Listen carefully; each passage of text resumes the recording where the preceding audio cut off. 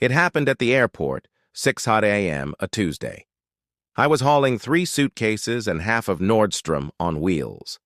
My name is Marcus Hale, and this is the morning that broke my marriage, then set me free. Sophie, my wife, aspiring influencer, was off to Europe with her rich friends, Clara and Vivian. I'd funded the trip. New outfits, camera gear, inspiration money, about 15 grand on my credit card. They pulled up looking like a reality show entrance. Designer everything. Sunglasses that needed their own insurance.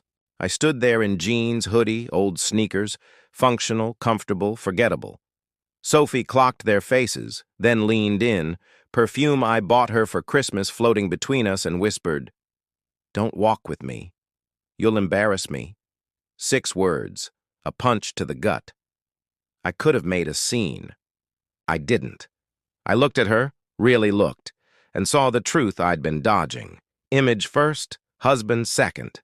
I let go of the luggage cart, nodded once, turned around, and walked away. No argument, no goodbye. Just a decision. On the quiet drive. Home, I wasn't angry. I was clear. She expected to come back to the same old Marcus. She had no idea the script had flipped. Phase 1. Remove the props. Our Escalade, her favorite photo prop, was titled in my name. I sold it that afternoon for $38,000 and put the money in my personal account. The house? Also mine. An inheritance from my grandfather. And the place looked less like a home and more like a set. White couches you couldn't sit on, a kitchen, staged for morning routine videos, a guest room converted into her studio. I called my buddy Jake for a discreet junk removal crew. Tommy and his guys arrived at 8 a.m. The rules were simple. If I bought it, chose it, or inherited it, it stayed. Everything else? Gone. Cameras, ring lights, backdrops, the millennial pink wall, the unused Peloton, designer clothes still with tags, 70 lip serums, the museum-grade couch.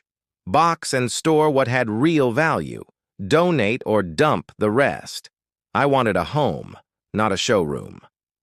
While they cleared rooms, I handled the digital side. I tightened passwords on every account that was.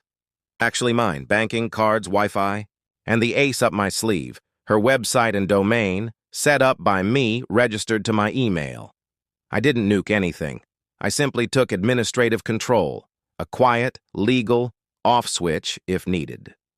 By sunset, the house exhaled. Empty spaces, quiet surfaces, peace. Phase 2. Rebuild a life.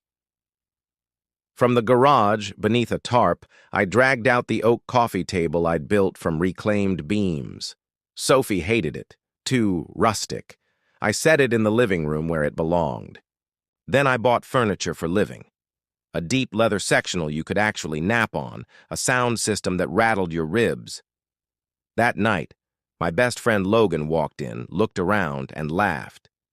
"It's like someone lifted a curse," he said. He was right. We cracked beers, told old stories, and for the first time in years, I wasn't performing for anyone's camera. The next days were simple. I hiked Griffith with Logan. I rejoined my Thursday softball league. I cooked when I felt like it and let music be loud because no one needed quiet B-roll. Meanwhile, Sophie posted croissants and coordinated outfits from Europe. Not a single "miss you, Marcus." Just living and blessed. The homecoming. The day Sophie landed, she found changed locks, a quiet house, and an email. Her things were boxed and moved to a climate-controlled storage unit. First month paid, the Escalade. Had been sold, solely titled to me. Proceeds deposited to offset trip expenses. As the sole owner, I'd ended the living arrangement. "You asked me not to walk with you to avoid embarrassment. I'm taking your advice to its logical conclusion." Future communication through attorneys. Professional, cold, final.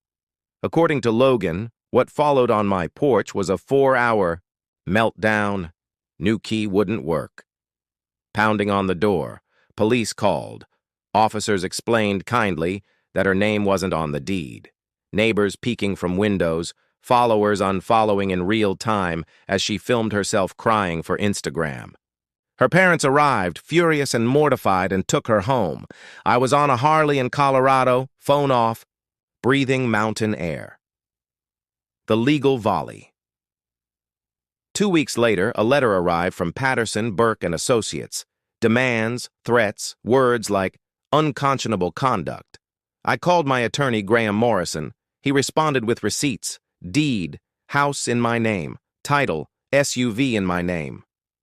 17 line items of expenses I'd covered for 4 years. Mortgage, taxes, insurance, maintenance, and $18,000 for her European work trip.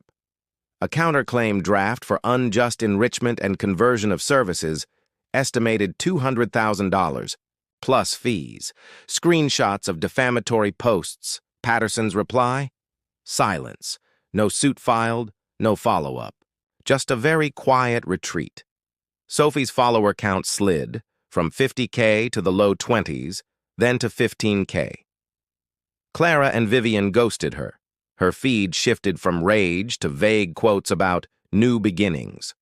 Without the house, the clothes, or the cash, her content looked cheap and thin. She drove past the neighborhood a few times in her parents' old Honda. I varied my schedule. No scenes, no conversations. The aftermath. Months passed. The guest room became my workshop again. Benches, proper. Lighting, tools sorted the way I like. Commissions rolled in. The dining table I was finishing for a client would pay more than Sophie ever made from affiliate links. Logan brought monthly gossip. Sophie tried selling herself as an interior designer with photos of my old living room. The gallery owner recognized the house, asked for real credentials, and politely showed her the door. Her friends unfriended her. Her parents grew tired of funding a 30-something house guest and a lawyer that achieved nothing. I planned a 3-week trip to Southeast Asia, Vietnam, Thailand, Cambodia. Cooking classes, temples, beaches, no ring lights, no hashtags. Just life. A text pinged from the gallery owner, Mitchell. A client wanted custom pieces after seeing my work at Logan's place. Real craft, real value, real future. That night on my back patio with a beer and the Pacific breathing in, it hit me. Sophie had gotten exactly what she asked for. She didn't want to be embarrassed by me. Now she never had to see me. She wanted the image. I chose the substance. And substance wins every single time.